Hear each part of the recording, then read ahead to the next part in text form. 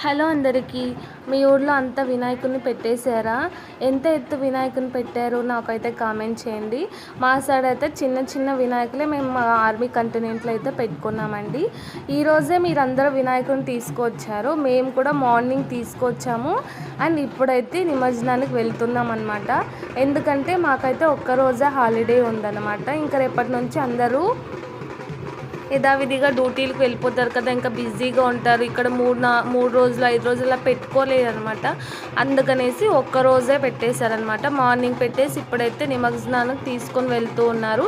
ఇక్కడ యమునా నది ఉంది కదా, అక్కడికైతే వెళ్ళేసి నిమజ్జనం చేసి వస్తారన్నమాట. ఇక్కడైతే చూడండి, మేమైతే ఇలా ఊరేగిస్తూ డబ్బులు కొట్టుకుంటూ అయితే వెళ్తూ ఉన్నామన్నమాట. ఊళ్ళో అయితే ఇంకా బాగా చేసుకుంటారు,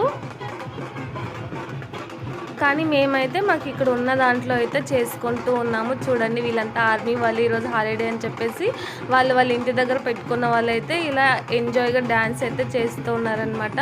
నేను లాస్ట్ ఇయర్ అయితే మా ఊర్లో ఉండేదాన్ని అనమాట. అన్ని వినాయకుల నిమజ్జనాన్ని చూశాను. ఈ ఇయర్ అయితే ఇక్కడ సెలబ్రేట్ చేసుకుంటూ ఉన్నాను అనమాట. మా ఇంట్లో కూడా వినాయకుడిని పెట్టాను. నెక్స్ట్ వీడియోస్లో అయితే నేను మా ఇంట్లో ఎలా వినాయకుడిని పెట్టాను, ఎలా డెకరేషన్ చేశాను అనేది అయితే మీకు నెక్స్ట్ వీడియోలో వస్తాయి. తప్పకుండా నా వీడియోస్ మిస్ కాకుండా చూడండి. అండ్ లైక్ చేయండి, సపోర్ట్ చేయండి, సబ్స్క్రైబ్ చేసుకోండి. ఇక్కడ చూడండి, అసలు మామూలు టైంలో అయితే ఎవరు బయటికి రారన్నమాట. కానీ ఈ డబ్బుల సౌండ్కి వచ్చేసి ప్రతి ఒక్కరు బయటకైతే వచ్చి చూస్తూ ఉన్నారనమాట. ఏమో ఈ సౌండ్ వింటూ ఇలా చూస్తూ ఉంటే ప్రతి ఒక్కటి ఊళ్ళో జరిగినట్లే అనిపిస్తూ ఉంటుందన్నమాట. ఆ ఫీలింగ్ వచ్చేస్తుంది.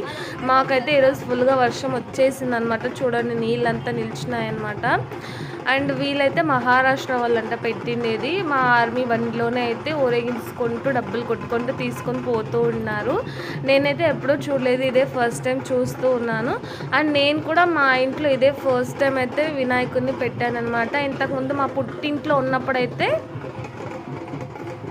ఊళ్ళో పెట్టింది చూడడానికి పంపించేవాళ్ళు, ఒక్కొక్కసారి లేరు. కానీ ఏమో నా అదృష్టం, నా పెళ్ళైన తర్వాత అయితే నేను ఒక్క పండుగ కూడా మిస్ కాకుండా అన్ని పండుగలు మనస్ఫూర్తిగా సంతోషంగా అయితే జరుపుకుంటూ ఉన్నాను. అందులోనూ నాకు వినాయకుని ఫెస్టివల్, వినాయకుని పెట్టి డెకరేషన్ చేయాలన్న నాకు చాలా ఇష్టము. అది ఈ ఇయర్ అయితే కుదిరిందనమాట. నాకు నిజంగా చాలా హ్యాపీగా ఉంది.